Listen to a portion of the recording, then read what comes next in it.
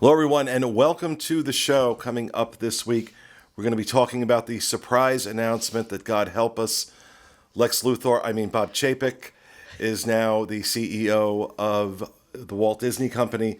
There is also a new dining plan at Walt Disney World, and we're going to talk a little bit about that.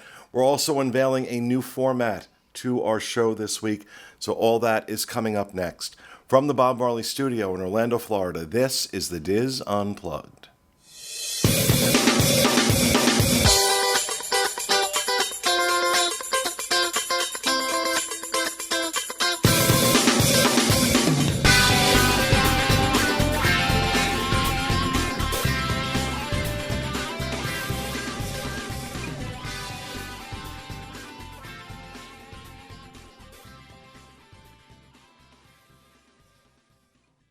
The Diz Unplugged is brought to you by Dreams Unlimited Travel.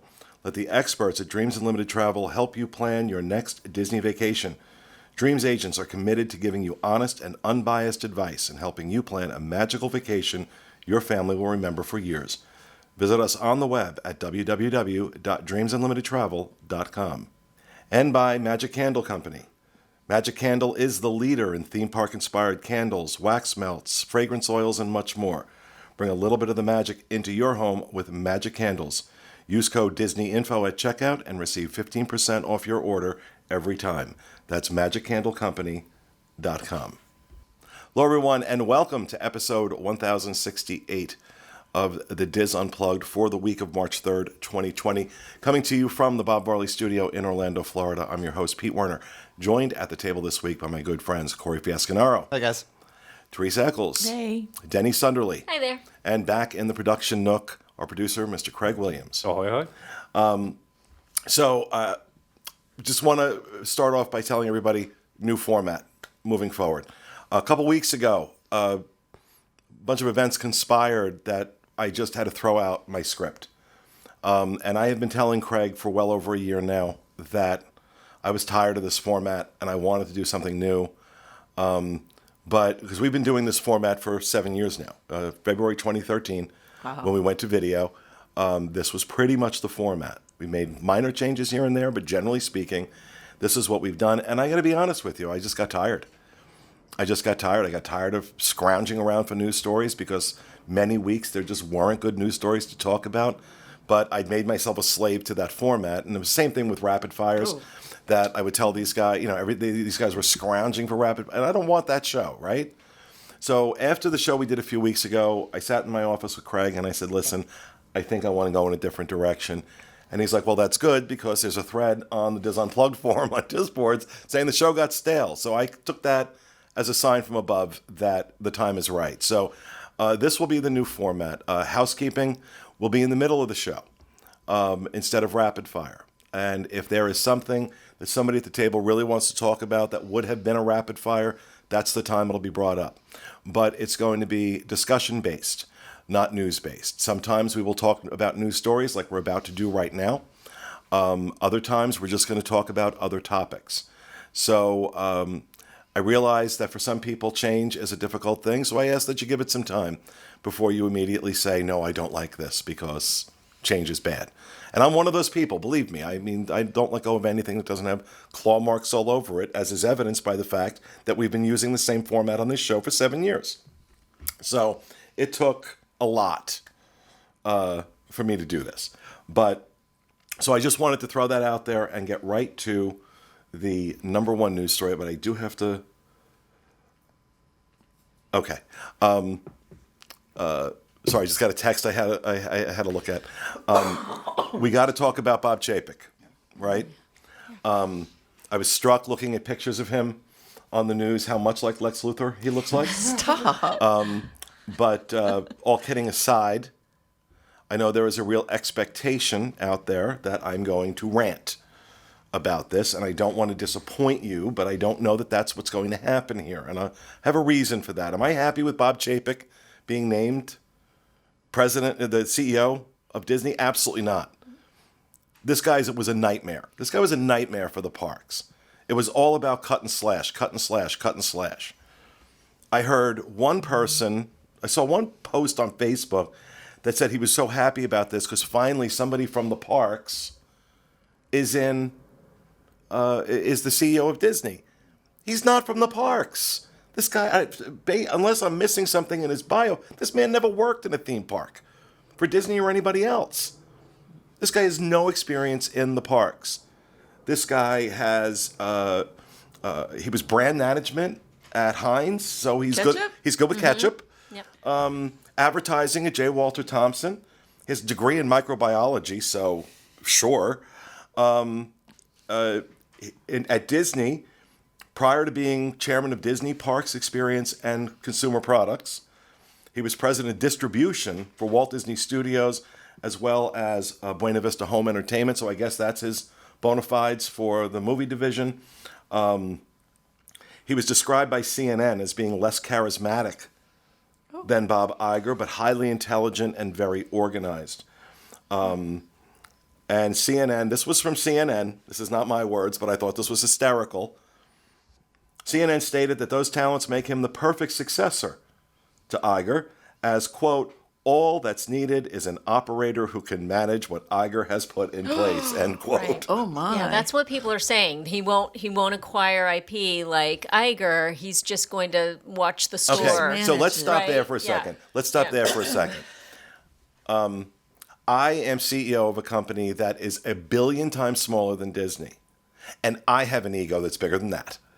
Okay? So does anybody really believe that this man is going to take over this role for any length of time, unless he is interim? He's going to take over for any length of time and not want to put his stamp on it? Is there any CEO of note that you can think of that ascended to that job that hasn't tried to do that? So unless this guy really is just Iger's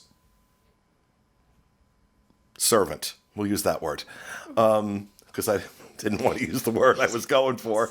Unless this guy is really Iger's servant, that's not what's going to happen here. Now, you take a look at what his history has been as chairman of Parks, Resorts, and Consumer Products, and God knows what else, and you get an idea of what his management style is, which is basically screw quality, let's do it on the cheap. We have new ships coming out. We have new things being introduced here at Walt Disney World. There's all this construction going on at Epcot, which may now face cuts, especially since, Shanghai, Tokyo, Hong Kong are all closed. All three of them. All three resorts are closed for coronavirus. And, we're hoping that doesn't happen here, but You could. it could, That was a big fear I saw a lot of people talking about on Disboards on Facebook and our Facebook, that with the construction of Epcot going on right now, a lot of people's view on it went from excitement for the future to like a little bit nervous that things might get cut because we've lost a lot of entertainment in the past year based on Chapek's calls. That's kind of like a recent burn. And not only is it so recent, but like people are very vocal about not approving of the decisions he was making. Go ahead. I was just going to say that's the one thing that I don't have that viewpoint on it. I think this Epcot reimagining, this is Chapek's baby. This, Iger, we thought one of his last ones was going to be Shanghai, and that was like his final bow on it. I think this is Chapek wanted something to set him apart. So I don't see Epcot. There might be some corners cut here and there, but I think he wants to put his stamp on Epcot and make it known that this is his park in that way. Let's talk about the timing. First of all, let me say this. I remember when Eisner stepped down was announced he was stepping down and that Bob Iger would be taking over for him. There was a transition time there, right? There was some time between that announcement because that's what's done. Yeah. These are choreographed around. Because especially now, when you have a company this size, with this kind of market valuation, you choreograph that to keep the stock market quiet. Right. Now, I haven't looked to see what's happened with the stock, so I don't know. But they didn't know making this announcement what would happen there. And so the fact that literally, what was it, a Wednesday morning? It was a Tuesday. A Tuesday morning. We wake up and, oh, I'm out. So and I'm random. not out in a few months. I'm out now. Yeah. Today. I'm going to stay on as chairman of the board of directors. Iger remains chairman of the board of directors. And technically, from the way I've read this, Chapek will report to him as CEO in that capacity. But that Iger wanted to focus solely on the creative aspects for the remainder of his contract, which ends, I believe, the end of 2021, Yeah. and allow the CEO, now Chapek, to handle the day-to-day stuff. Nothing smells right about this to me. It wasn't even first thing in the morning. It was right before market close on Right, that Tuesday. right. So like they I was being snuck it in. hyperbolic, Yeah, but okay. Yes. I mean, but that was also like it. You know, we obviously all follow the news with Disney. Social media has made it so easy to follow. So the fact that everyone on a Tuesday at 5 till 5, you know, they're expecting fluff or, you know, just something enjoyable from earlier in the day. Not that, oh, well, this CEO is stepping down. Like, that's Huge. That's It's like huge. he went to lunch and just made this decision over lunch, and then, okay, I got this great idea. Bye, and brought his box in and cleaned his desk out, and off he went. Exactly. Like, oh, why did I get the Clams Casino? That upset Right? my stomach. I think It I'm just- going to have to and I step thought I was down. missing something because I follow this, but not as closely as you all do. So I'm thinking, did I miss something? No. And I'm thinking You didn't. because it even shocked me. And that's Yeah, it was, you know, I'm sitting there looking at this. 'Cause we were on the cruise. Yeah. And I'm like, you've got to be kidding. Seriously. You've got to be kidding me. I mean, it's not overly surprising in that, you know, there was a big question about who the successor was going to be, and there were no other names really being floated. So that made me think that it was likely. But here's the reason why I'm not upset, very upset yet. And I may be alone on this, and I can be completely wrong. But remember when they announced that Josh D'Amaro was going to be taking over president of Walt Disney World? I said, something's up. yeah. Something's up, because normally it's a position that goes to someone. This is like the swan song of their career. You look at the last few presidents of Walt Disney World. This has been they've been with the company for many, many years. They're elevated, in some cases unfairly, in the case of Meg Crofton, in my opinion, to the position of president. And then after that, they go off to like worldwide operations or some other thing. It's like farm. it's a big farm where Disney executives can run free. This was not the case with Josh D'Amaro. Josh D'Amaro is a rising star. Josh D'Amaro is in his 40s. This is not the end of his career with Disney or anybody else. And my first thought was, okay, I know that there are things that need working on at Disney World. And for as much as I'll rail against it, I didn't think it was that bad that they had to bring in a fixer. But I'm like, okay, well, maybe it is worse than I thought, and that's what they're doing. And now I'm starting to wonder. Because let's take a look at Josh D'Amaro's resume.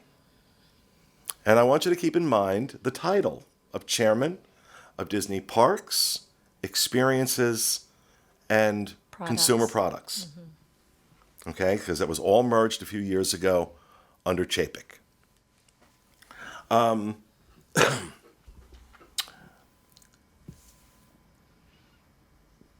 He has been groomed for this job. I have said that many, many times. Josh has served as president of both Disneyland and now Walt Disney World.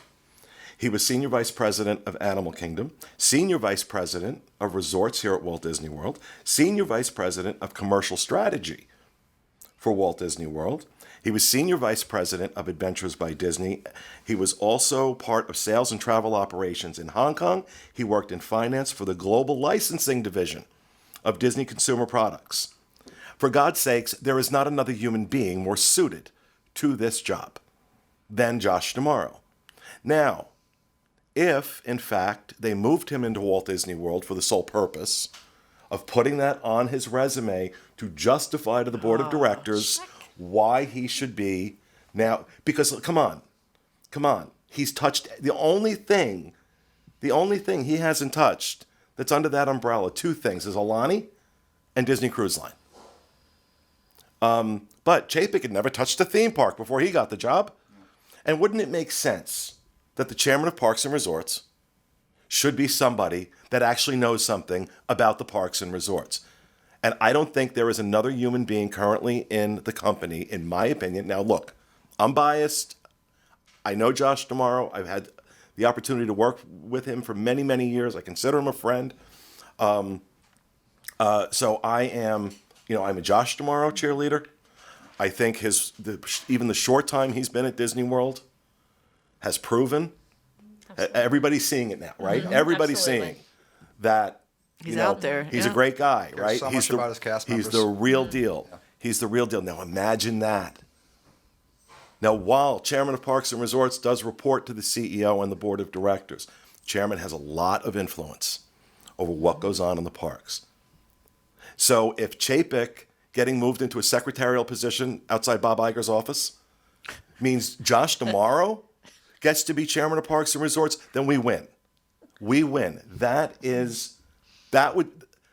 could tolerate Chapek under those circumstances and those only. Okay? Now, whether or not that's going to happen, look, the history is the person going into that position has nothing to do with the parks. It's usually a grooming position. Tom Staggs had it because he was being groomed to potentially take over for Iger. We saw what happened there. When the board wouldn't announce him as the handpicked successor, he left. So now that there is a successor, maybe this is the opportunity. You're looking like no. No, I'm saying the only thing I don't like about it is timing, because you have to assume that unless the company completely falters, that Chapek is going to be in this position 10 plus Quite years. some time. And Right, so which means that Josh could be chairman of Parks and Resorts that long. He could be. However, I also am afraid that after 3-4 years, they start saying, okay, well, we need to shake up that level, Okay. and then they lose. We'll deal with that down the road. Yeah. As long as for 3 or 4 years we have that kind of representation in Burbank in that position. Because I think somebody with such a focus, and I've said this about Josh multiple times, and I stand by it, and I think people are starting to see it now. He has this ability like nobody I have ever seen to listen to his cast, listen to his guests, and listen to his bosses, and somehow thread this needle in such a way that he keeps everybody happy. I met him at it was an ABD thing in California we went to that he was there, and I met him 5-6 years ago, or whenever he was in charge of ABD. And when you're talking to him, it's like he is so focused on what you're saying. And it's it's like, oh gosh, I feel so important. But it's well, that's it. And you know what? Here's the thing. When I first met him and I saw that, I thought to myself, okay, you're good. Yeah. You're good. But he's a Disney executive. Yeah. So you're a stuffed shirt with a good act. Right. And then as I would talk to him, because I met Josh when he first took over as Senior Vice President of Adventures by Disney. And he was tasked with what was, at that point, an almost impossible challenge because it was struggling. Their product was struggling. Turn it around in 2 years or we're cutting it off. So he was reaching out. He wasn't sitting with his team and having a Disney brainstorm session. He wanted to reach out to the people who were selling the product. He wanted to reach out to the guests that were experiencing the product. He wanted to hear everything. And he wanted to hear the truth. And it wasn't just for show, because he would hear these things, and then, lo and behold, you'd see real changes happening. Yeah. First thing, when they opened Riviera, we were up having breakfast in Topolino's, and Josh was up there, and he came over to me, and he said hello, and I said, congratulations. It was the first time I'd seen him since. And he said, my first number one job right now is to make every one of these cast members feel appreciated. Wow. He goes, when I look at what needs to be done, the thing I can do right now that would have the most impact is the happier those cast members are and the more they feel appreciated, the more that's going to translate to the guests. I'm He's like, right, yeah, yeah. genius. That's You're exactly it. friggin' genius. Well, and he's already doing a great job. So imagine that. Imagine that in that role. So that's why I'm not jumping up and down and screaming right now. But believe me, when I saw it, I was like, oh, you've got to be. We're screwed. I put that on Facebook. We are monumentally screwed with this guy as CEO. But also, Jim Van Osterbridge, one of our listeners who I'm friends with, he and his wife Leah, he sent me an email the other day, said, read chapters, I think it was 5 and 6 of Iger's book, which I hadn't read the book. I bought the book, but I hadn't read it yet. And I did, and it really did illuminate for me. And I highly recommend, it's actually a really good read. Because I've now read the book. I just read 5 and 6. I'm like, oh, no, I want to read this. It's a really good book. But as I read it, there's so much that goes on behind the scenes we never know. So like everybody I assumed that Iger was the hand-picked successor by Eisner, and that was not the case. Eisner was very, very wary of him. And he had to fight the board to get that job. And the way he describes it, I'm like, oh, okay, no, we had no idea this was going on. So I wonder what's going on right now. I think the way this was done, I don't think Iger is sick. I don't think that there is some news story about to break that he did something inappropriate, because he'd be out. He'd just be out. Instead, I think there is something going on somewhere. And we're not privy to it yet.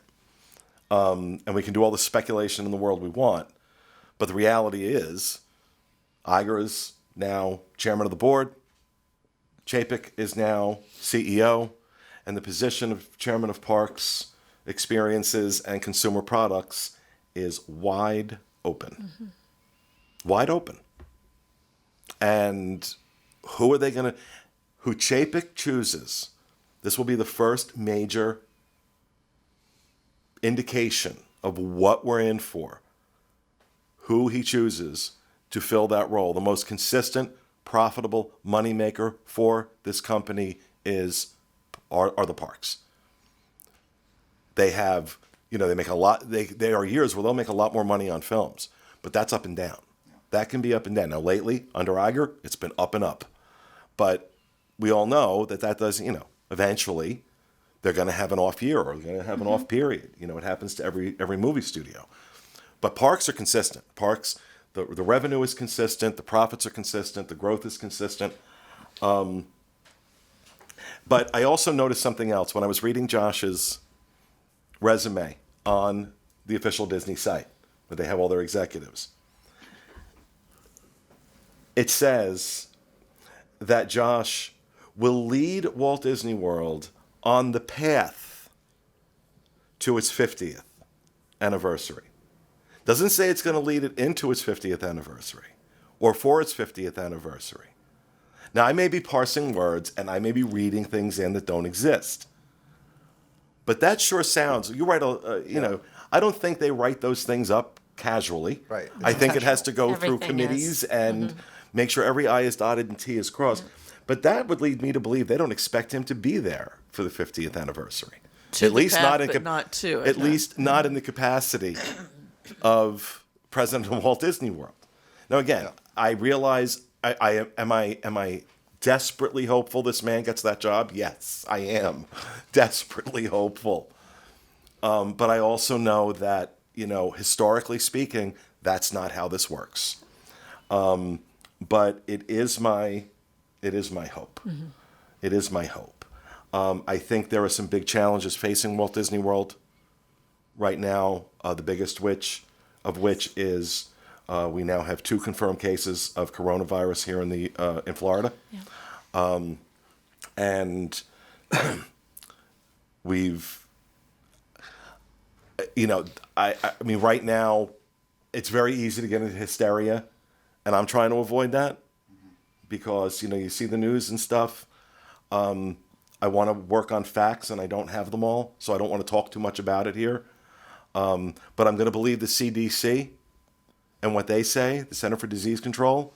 before I believe a politician, before I believe a journalist, before I believe anybody else. Definitely. I'm going to go to the CDC's website and I'm going to see what they're saying. I'm going to see what their advice is, because those are doctors and those are people who study Yes. these things. And we did hear, there is one report that Disney has brought in a former executive from Health and Human Services. Exactly. Yeah, I was reading that this morning in an article online. But yeah, they're having someone come in from HHS to kind of help them understand what their tact could be when addressing this, how to mediate this whole thing. So And look, I'm very upfront. I say all the time, I'm a big Josh D'Amaro fan, and I don't think Super Josh is going to defeat coronavirus. But there is nobody else Right. I'd want at the helm facing a challenge like this than him, because I know that decisions are going to be made from the right place. It's not going to be made based on profits. It's going to be made based on the safety of his cast and his guests and what doing the right thing is. And I am not privy to any of that at all, nor should I be. But I have a lot of faith in him, and it's well-founded faith based on experience over a number of years. So I would ask everybody, because we're getting DMs about it, we're seeing a lot of it on our agents are seeing a lot of questions about it. I can tell you, I was just on a Disney cruise. I just got off one the other day, and they were going through every page in the passport, looking to see where you came from, where you've been. We've heard that one person who had recently traveled through Hong Kong was denied boarding. Cruise lines have the freedom to do that. The ability to do that, right? It's a little bit more of a controlled environment than it is at Walt Disney World. So unless security is going to start checking passports, going into the parks. I don't, Yeah. I don't know what they can do, but, I would just encourage everybody not to feed in. We've got to know facts, and we've got to base our decisions and our actions on facts, not on hysteria. There's a lot of hysteria out there, and my God, don't get your news from Facebook, please, because Fiasco was sitting in my office a half an hour ago telling me the Pope had coronavirus. Oh no. And the Pope is sick, Yeah. We don't and know. he has canceled things because he has, a cough and a runny nose, but I don't know that that's coronavirus. I mean, it could be, but I pray not. So Yeah, definitely fell on the clickbait a little bit and didn't read into it too much. yeah, anything you see on Facebook, go to a trusted news Yes. source, whatever your trusted news source is. Go to your trusted news source and confirm it before you start spreading it. And nothing is more important than this topic with that, because now with the advent of social media, the last time there was a massive pandemic, global pandemic, we didn't have social media. And that can just send everything into a tailspin. I don't know what's going to happen here. I really don't. I'm praying that, I'm praying that this abates, or they find a vaccine or something.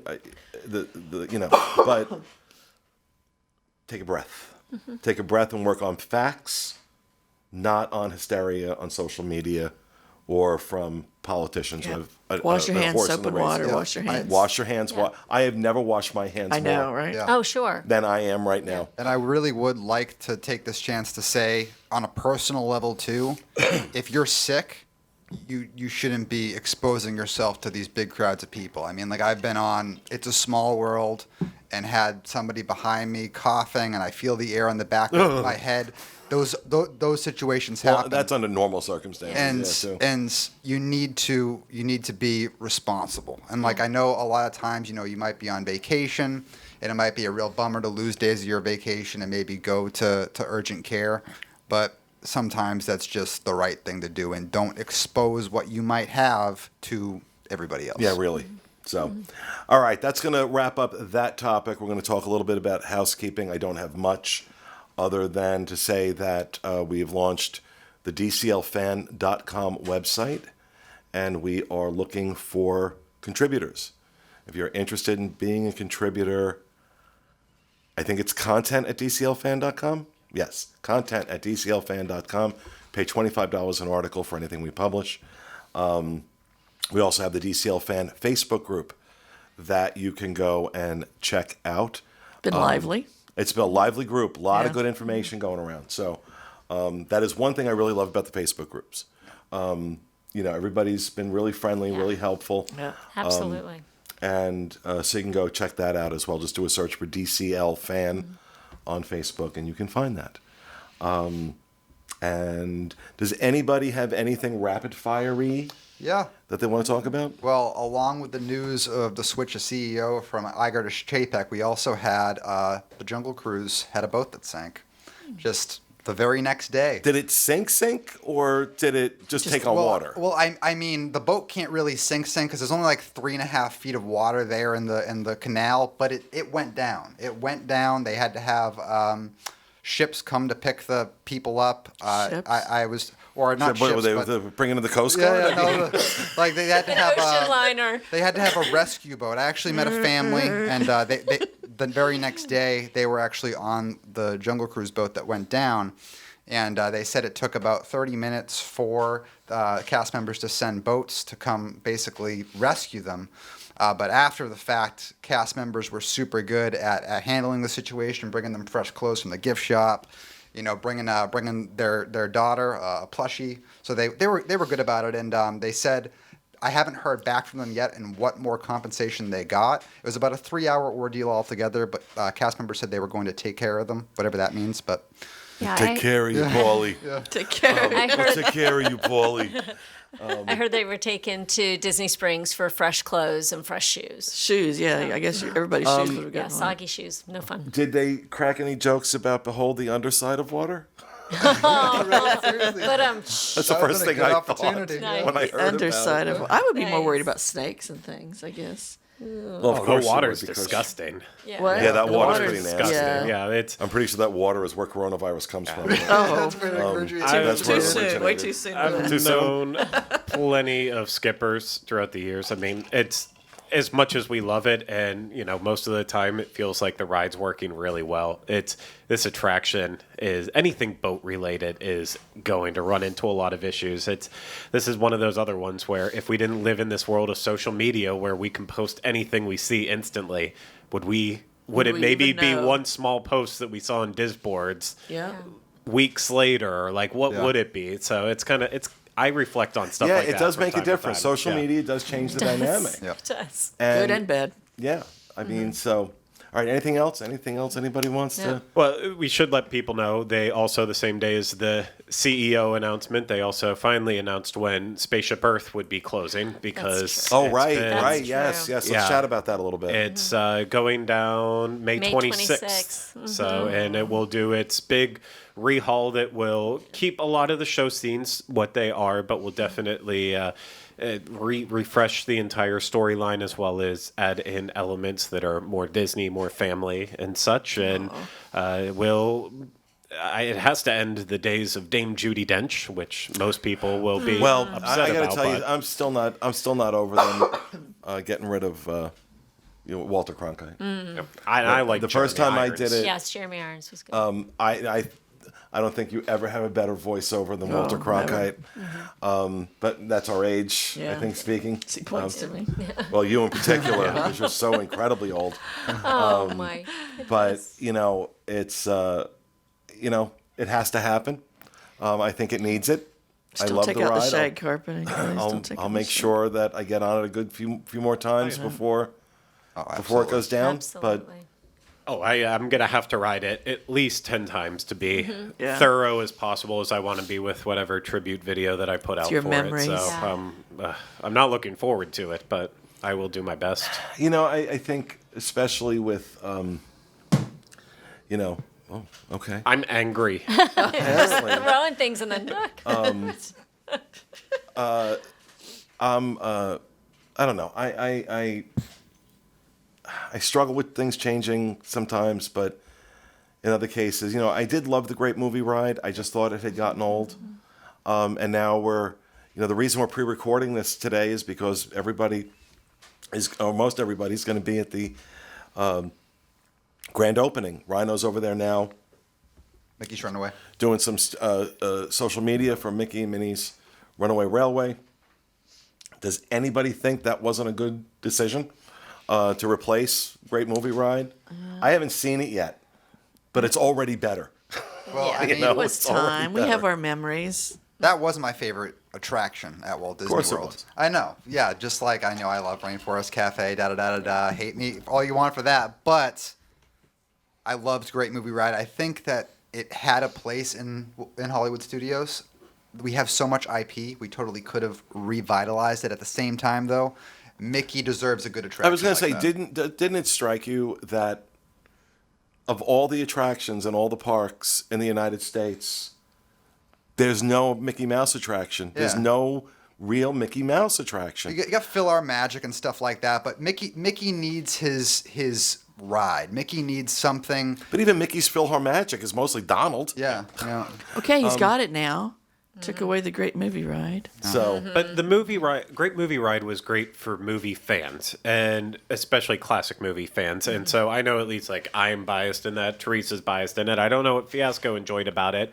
Clearly something, but again, Disney is a business, as Pete reminds us over and over again. Just like many businesses out there, you have to look at the end goal with it, and is an attraction, a state-of-the-art attraction featuring Mickey Mouse and Minnie Mouse, going to do better than a salute to Singing in the Rain, Alien, and John Wayne? I think Yeah. I'm probably going to go with Mickey Mouse. Right, exactly. And I think it was time. So as sad as I am to see Spaceship Earth undergo its change, but I'm also excited for it and see what Yeah. they do with it. So we have until May, right? Right. On May 26th, right? Okay, Is that what good. you said? The I'll get over artist, there. the All right. artist rendering for Spaceship Earth, I just gotta say, it looks really cool. The Egypt scene where all the hieroglyphics are illuminated, lovely. So I like that we're at least keeping that scene. All right, let's move on. And let's talk about topic number 2 for this show. And that was the fact that they dropped the new Disney Dining Plan Plus as an addition to existing dining plan options. You get the differences here.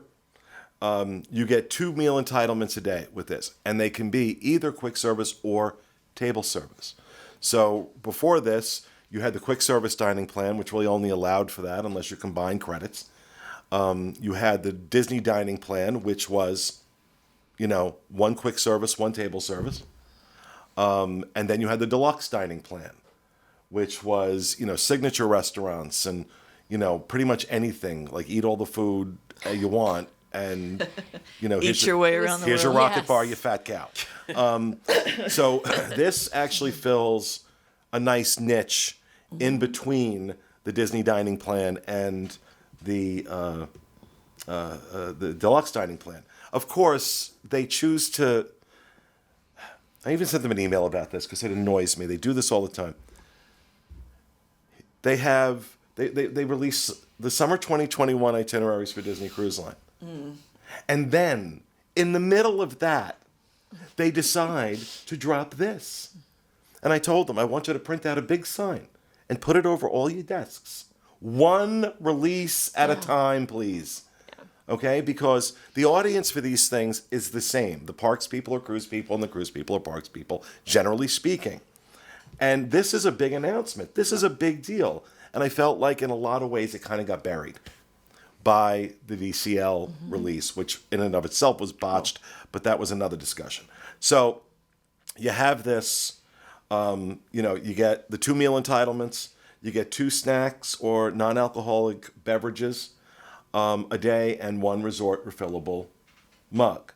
And it includes most of the same things, appetizer, entree, dessert, and the table service is alcoholic drinks, correct? No. I don't think 1 so. entree, 1 non-alcoholic specialty beverage for the table service entitlement. Oh, for guests 21 and older, beer, wine, or cocktails, or 1 full buffet and 1 non-alcoholic specialty beverage, and for guests over 21, beer, wine, and type. So basically, one table service credit is one table service credit the way it is now. It's just instead of the quick service option, you can use that other second one for either quick service or table service. Price difference, I believe for adults, the current Disney dining plan is Yep, 7801. $78.01. This is $94.60, and $35 per night for children. The current Disney dining plan for children is $30.51. so they're not gouging on the kids. And when you consider that table service, one credit table service at Disney World now, not difficult to hit $50, Oh, easy. especially if there's a drink involved. It's not difficult to hit $50. So if you can do 2 of those a day, if you're table service people, like I am, I don't drink, but not difficult to get your money's worth out of that. At least from my perspective here. I've kind of been reading things anecdotally and also asked our Dreams Unlimited travel agents. People are receiving this really well. Yeah. And when was the last time Disney announced something that was more expensive than something before it, and people were happy about it? Right. So this is a good, and this is what pissed me off. It's like, why didn't you wait till this week to announce it? Why not wait till this week? Why did you have to step on? Why you step all over each? It's like they don't talk to each other. Yeah, makes it a little more difficult to Well, get especially through for the your day. agents. I mean, that's also part of my perspective, is that my agents did an amazing job. Our agents did an amazing job booking their clients on the summer 2021 itineraries, and then Disney drops this in the middle of that.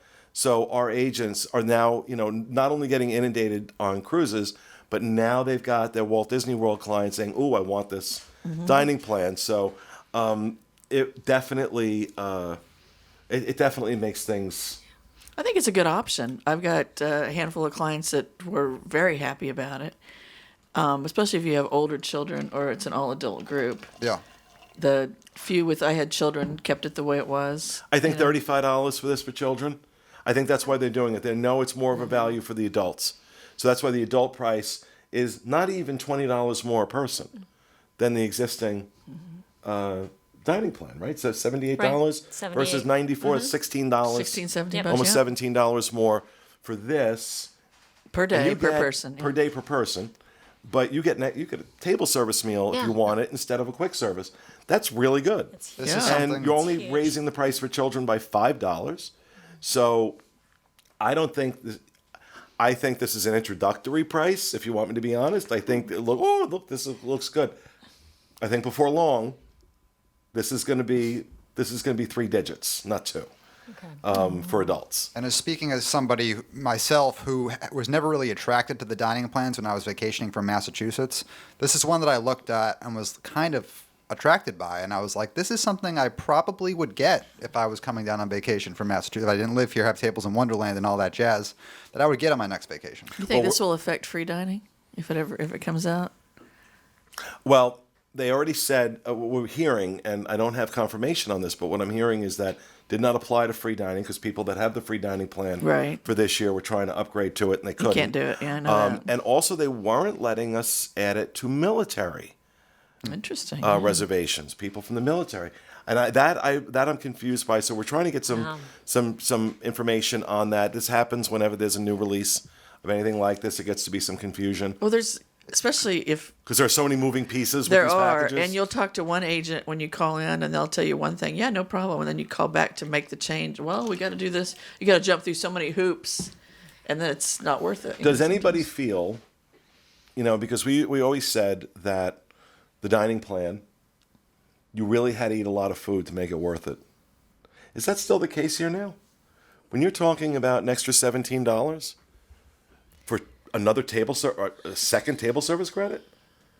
If you like to eat, I think, but I mean, a lot of times, I don't want to go into the park and just go restaurant to restaurant. Here's a reservation. Eat. We got to get. Yeah, I'm and then we okay. got to go on to the I'm next. okay with that. I'm okay with that, but a lot of people aren't, especially if their Yes. children are small. Yeah, if your kids are here, when you're here for 5 days or 7 days, there's a finite amount of time that you can check off. I mean, you're never going to get it all done, right? Because this is Walt Disney World. Right. So, but you're trying to do your favorites. And yes, sometimes you can feel like, oh my stars, I can't eat all this food. I don't want to spend the time in the restaurants.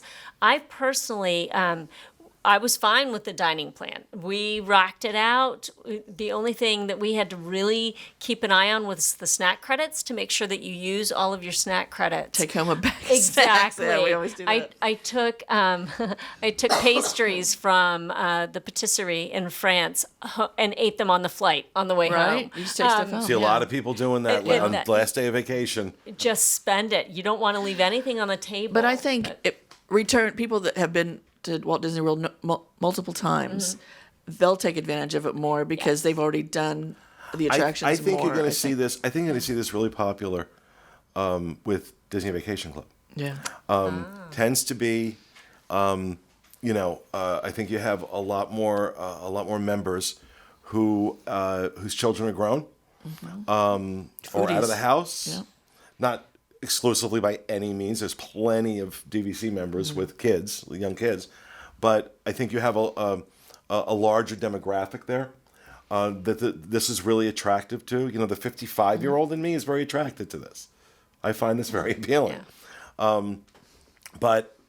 And I think that the fact that they have not really bumped the price massively for the kids makes this even more attractive to parents. But again, do you want to drag your kids to I think if you're not going to use these table service credits, this is not worth it. Right. Yes. But now it does open up the door for people who, constantly come down like, okay, well, no, we can't eat there this time because we already have every single meal planned out. So it's that next time. It allows for that open expansion where people can now make sure they don't miss any restaurants that they want. Or maybe now that they know they have 2 table services a day that they can do, now they're going to start being open to new restaurants that they haven't tried before. Well, and it's also worth mentioning for people not overly familiar with the dining plan, you can combine these table service credits to eat at a signature restaurant. So, you'll hear us talk about 1 table service credit restaurants and 2 table service credit restaurants. So California Grill, Citrico's, Hoop-de-Doo is 2 table service Be Our credits, I believe. Guest. Be Our Guest in the Magic Kingdom. Those are all 2 table service credit restaurants. By no means is that the entirety of the list, but so now instead of using 2 days worth of table service credits to have 1 those day. meals, that's 1 day's credits, 1 and those day. are the things you have to factor in because it's not hard. Just at a 1 table service credit restaurant, forgot where Sean and I were recently, that we were talking about the pricing on this, and I got the bill because we were hearing about it before. And we didn't know what the pricing was going to be, but we were estimating about $100 a day. And at first, I balked at that. Forgot what restaurant we were eating at. Was it Olivia's? At Olivia's, yeah, Okay, it was. okay. It was at Olivia's, and we had just had lunch, or dinner. We just had dinner. Olivia's 1 table service credit. It's $50 a person, Yeah. and nobody had a drink. So I'm like, oh, again, okay. Well, actually, if it's below 100, that might not be terrible. I hope it stays that way for a while. Well, we'll see. It's Disney, and Chapek is CEO, so this could be a misprint. It could have been $194.60. Typo. But I think it's worth it. You're throwing $16 extra in to have the opportunity to be able to have some flexibility for Yeah. your vacation, to be able to use those credits however you want to, and it just kind of almost like you would have a little bit more breathing room on your vacation. This would be really nice to be able to have. And I haven't dug in heavy into the Yeah. comments, but I mean, I'm not hearing a lot of pushback on this. I think, generally speaking, this think is I've had- really well received. 2 clients say no. They like the way it was. So, and that's fine. Yeah, but it's not people getting angry. No, it's they're not angry. people getting They have a upset. choice. They'd have a choice. Exactly. If they don't want any dining plan, they don't need one. Right. This was one of those rare decisions. I think it is so accepted because You have choices. Yeah. Okay. It doesn't feel like a money grab. Yeah. And I was just going to say that. We talk about. I'm glad money you said the grabs. word, not me. No. But I mean, it's talked about around this table so often. Oh, that is such a clear grab for just a little bit more cash. Well, it doesn't feel that way with us. And it just goes to show you can introduce something, and you can charge more for it if it's considered in terms of what the needs are of the market, as opposed to what your needs are and your bottom line. Yeah. Cabanas and Tomorrowlands. It's a great example. Stuff like that, the real money grabs. This is, hey, you know what? We see an opportunity here, and let's fill that niche in the market. Yeah, it's just a good product. You're not taking anything away. Right. I can think of times where I would go to the parks on vacation and do one table service and one quick service meal, and that was my day.